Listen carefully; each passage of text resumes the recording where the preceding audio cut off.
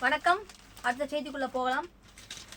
மஸ்கட்டில் இருந்து மும்பை வந்த விமானத்தில் நடுவானில் பெண்ணுக்கு பிரசவம், ஆண் குழந்தை பிறந்தது.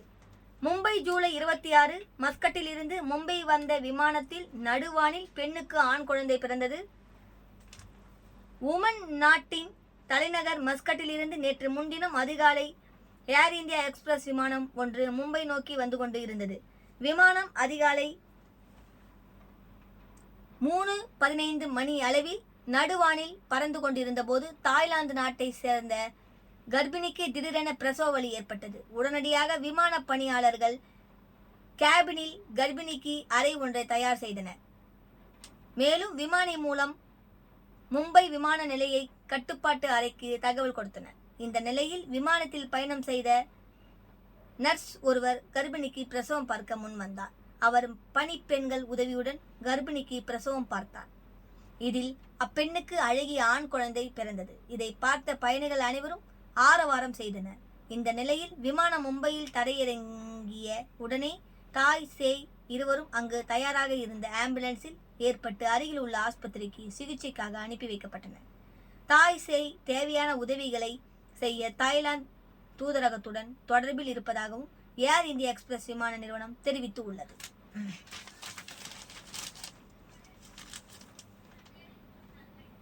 வாங்க அடுத்த செய்திக்குள்ள போகலாம். கடற்கரை அரிப்பில் இருந்து மக்களை பாதுகாக்க தமிழக கடலோர பகுதிகளில் 6 லட்சம் அலையாத்தி செடிகள் நட திட்டம். சென்னை அடையாறு முகத்துவார பகுதியில் பணி தொடங்கியது. சென்னை ஜூலை 26 கடற்கரை அரிப்பில் இருந்து மக்களை பாதுகாக்க தமிழக கடலோர பகுதிகளில் 6 லட்சம் அலையாத்தி செடிகள் நட திட்டமிட்டப்பட்டுள்ளது. சென்னை அடையாறு முகத்துவார பகுதியில் அலையாத்தி செடிகள் நடும் பணி தொடங்கியது. உலக அலையாத்தி காடுகள் தினமும் ஒவ்வொரு ஆண்டும் ஜூலை 26 விழாவாக கொண்டாடப்படுகிறது. மக்களிடையே அலையாத்தி காடுகள் பாதுகாப்பு முக்கியத்துவம் மற்றும் நீடித்த நிலைத்த மேலாண்மை குறித்தான விழிப்புணர்வு ஏற்படுத்துவதை நோக்கமாக கொண்டு இந்நாளில் நிகழ்ச்சிகள் நடத்தப்பட்டு வருகின்றன. இவ்வாண்டிற்கான உலக அலையாத்தி காடுகள் தினத்தை உலக அளவில் அலையாத்தி காடுகளின் உயிர்ச்சூழல் பாதுகாப்பையும் அதை சார்ந்த ஈர நிலங்களின் பாதுகாப்பையும் கருவாக கொண்டு கொண்டாட உறுதி மேற்கொள்ளப்பட்டுள்ளது. தமிழ்நாட்டின் கடற்கரை நெடுகிலும் அழிப்பேரலை, சுனாமி, புயல் மற்றும் கடல் அரிப்பு போன்ற இயற்கை பேரிடர்களிலிருந்து கடற்கரையோர வாழ்விடங்களை பாதுகாத்து விதமாக கடலோர மாவட்டங்களில் உயிர் கேடயங்கள் அமைக்கும் கடலோர வாழ்விடை மேம்பாட்டு திட்டத்தை 2023-24 ஆண்டு முதல் 25-26 ஆண்டு வரை காலநிலை மாற்றம் இயக்கம் மூலம் தமிழக அரசு செயல்படுத்தி வருகிறது. இந்த ஆண்டில் தூத்துக்குடி மற்றும் கடலூர் மாவட்டங்களில் கடல் நீர் மட்டம் உயர்வு மற்றும் கடல் அரிமானம் ஏற்படுத்தலில் இருந்து மக்களை பாதுகாக்க உயிர் கேடயங்களை ஏற்படுத்துதல் என்னும் தமிழ்நாடு நெய்தல் மீட்சி இயக்கத்தில் திட்டம் மூலம் 6 லட்சம் அலையாத்தி மற்றும் அதை சார்ந்த செடிகளை நடவு செய்ய திட்டமிடப்பட்டுள்ளது.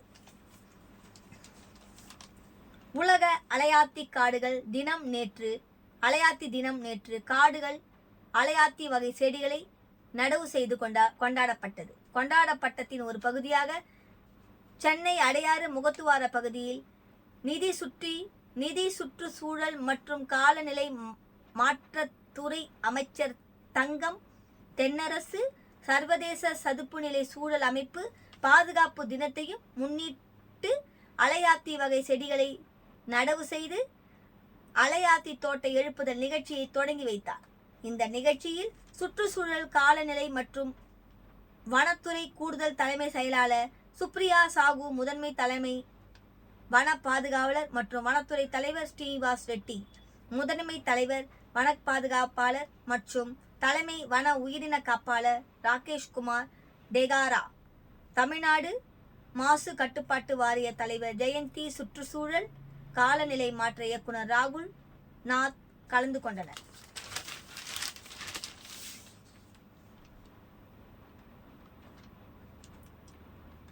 மனைவி பிரிந்து சென்ற சோகத்தில் 1.5 வயது குழந்தையை ஆழ்துளை கிணற்றில் தூக்கி எறிந்த தந்தை. ஜெய்ப்பூர், ஜூலை 26.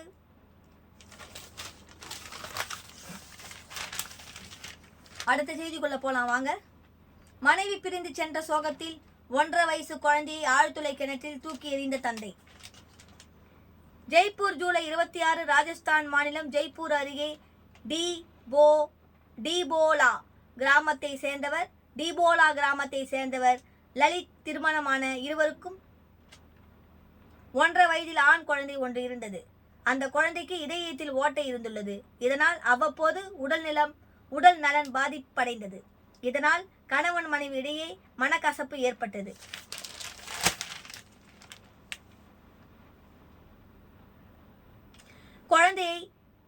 குழந்தையை லலித்திடம் கொடுத்துவிட்டு தாய் வீட்டிற்கு மனைவி சென்று விட்டார்.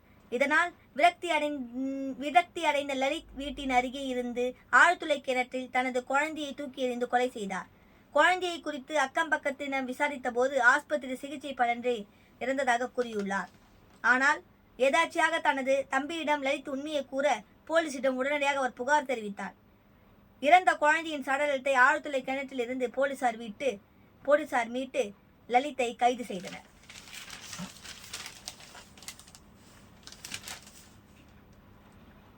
வாங்க அடுத்த செய்திக்குள்ள போகலாம். இந்தியர்கள் தாய்லாந்து செல்ல வேண்டாம், தூதரகம் எச்சரிக்கை. புதுடெல்லி, ஜூலை 26. கம்போடியா தாய்லாந்து இடையே நீடிக்கும் எல்லை பிரச்சனை தற்போது தீவிரமடைந்துள்ளது.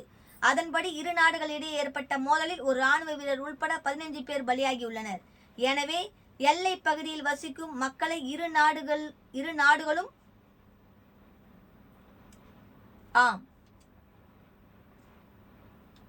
இடையே ஏற்பட்ட மோதலில் ஒரு ராணுவ வீரர் உள்பட 15 பேர் பலியாகியுள்ளனர். எனவே எல்லை பகுதியில் வசிக்கும் மக்களை இரு நாடுகளும் பாதுகாப்பான இடங்களுக்கு வெளியேற்றி வருகிறது. இந்த சூழலில் தாய்லாந்தில் உள்ள இந்திய தூதரகம் ஒரு அறிக்கை வெளியிட்டுள்ளது. அதில் தாய்லாந்து கம்போடியா மோதல் வரை காரணமாக அங்கு பதற்றமான சூழ்நிலை நிலவியுள்ளது. எனவே தாய்லாந்தின் சுரின் ரிச்சர்ட் உள்ளிட்ட 7 மாகாணங்களுக்கு இந்தியர்கள் செல்ல வேண்டாம் என எச்சரிக்கை விடுத்துள்ளது.